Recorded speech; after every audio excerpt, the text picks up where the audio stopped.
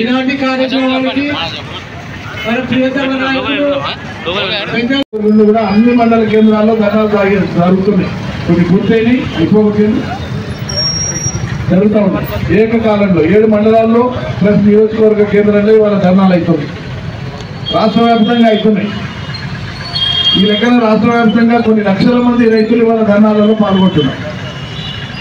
వాళ్ళొక్కరు పాల్గొంటే వాళ్ళొక్కరి లెక్క కాదు, వాళ్ళ కుటుంబం ఉంటుంది, ఆ ఊరు ఉంటుంది. 10 మంది పాల్గొంటే 100 మందికి సమాచారం పోతుంది. రేపు ఇది ఇంకా ఉధృతం అవుతుంది. ఉధృతం చేస్తాం గ్యారంటీగా. 100కి 100 పాళ్ళు ఏ రకమైన ఆంక్షలు లేకుండా, గతంలో టీఆర్ఎస్ ప్రభుత్వం ఎట్లయితే ఆంక్షలు లేకుండా అందరికీ రుణమాఫీ చేసిందో ఇప్పుడు కూడా అట్లే అయ్యేదాకా ఈ ప్రభుత్వం మెడ మీద కట్టి పెడతాం, ఒత్తిడి చేస్తాం.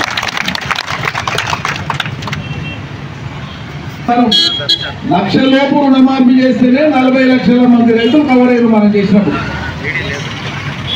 2 లక్షలు చేశానంటే 52 లక్షల మంది రైతులు కవర్ కావాలి కదా. అది 22 లక్షల మంది కానీ ఎందుకు అవుతుంది మీటరు? అంటే ఈ ఆంక్షలు పెట్టి కొన్ని పెట్టి నీకు లేదు నీకు లేదు నీకు లేదు అనిపించి కొందరికి ఇచ్చి అందరికి ఇచ్చినటువంటి భావన కల్పించాలనేది వాళ్ళ డ్రామా. ప్రజలంతా అమాయకులు కాదు, పడవలు కూడా అబ్బా వాళ్ళ పడే మా కడుపు కూడా నిండిందంటారా? అక్కలైనా అందరి కడుపు నింపితే వడ్డించినట్లు లెక్క. కానీ నలుగురు పెట్టి 10 మందిని ఉపవాసం పెట్టి నేను ఇచ్చినప్పుడు పెట్టినప్పుడు అంటే సంతృప్తి పోయిపోయి ఎవరితో గోక్కోకూడదో, ఏ వర్గాన్ని దుఃఖపరచకూడదో, ఏ వర్గం కంటే కన్నీరు తెప్పియకూడదో, ఏ రైతన్నలు కష్టపడకూడదో.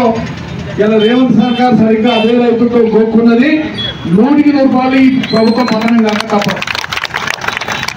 వాళ్ళకు మనం జవాబు చెప్పాల్సిన అవసరం లేదు, ఆ స్థాయిలో దిగజారి వాళ్ళ నియోజకవర్గ ప్రజలే ఏ మాటలు మాట్లాడాలో, ఏ బూతు మాటలతో జవాబు చెప్పాలో వాళ్ళే చూసుకుంటారు.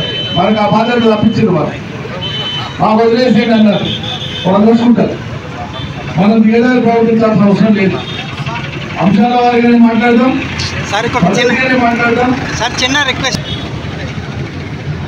మీడియా మిత్రులందరికీ కూడా నా సూచన, ఈరోజు తెలంగాణ సాయుధ పోరాట కాలం నాటి నిజాం నిరంకుశ పాలనకు వ్యతిరేకంగా రైతుల పక్షాన నిలిచి మాట్లాడిన జర్నలిస్ట్ షోయబుల్లా ఖాన్ యొక్క వర్ధంతి. జర్నలిస్టు షోయబుల్లా ఖాన్ వర్ధంతి ఈరోజు.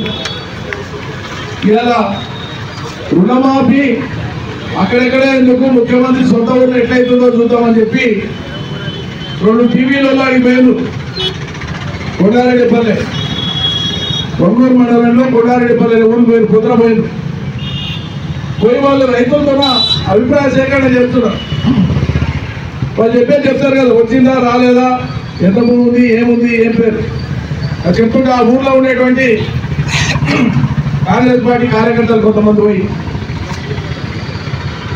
అంటే చెప్తారు మీరని, మీరు ఎట్లా రికార్డు చెప్తారు, వాళ్ళు ఎట్లా చెప్తారు మా ఊరికి వచ్చి అని చెప్పి వాళ్ళ మీద పడి ఆ కెమెరాలు గుంజుకొని, ఆ చెప్పులు గుంజుకొని, ఆ ఫోన్లు గుంజుకొని పెద్ద అబస చేసింది. మీరు తక్షణం దాన్ని ఖండించాలి. జర్నలిస్ట్ యూనియన్ మీ బాధ్యత. ప్రజలాంశం అది. ఎవరో ఒక వ్యక్తి ఇంట్లోకి చొరబడి ఎవరో కడకాస్లో చేసినటువంటి పద్ధతిలో చేసింది కాదని, ప్రజల కోసం బహిరంగంగా పోయి విచారణ చేస్తుంటే 2 మహిళా జర్నలిస్టు, వాళ్ళిద్దరు కూడా అమ్మాయి ఆడవాళ్ళు, వాళ్ళిద్దరి మీద పడి దాడి చేసి ఫోన్లు ముంచుకొని కెమెరా గుంజుకో, ఫోన్ ముంచుకుంటే కెమెరా ముంచుకుంటే రుణమాఫీ చేయని సంగతి ఆగిపోతారా?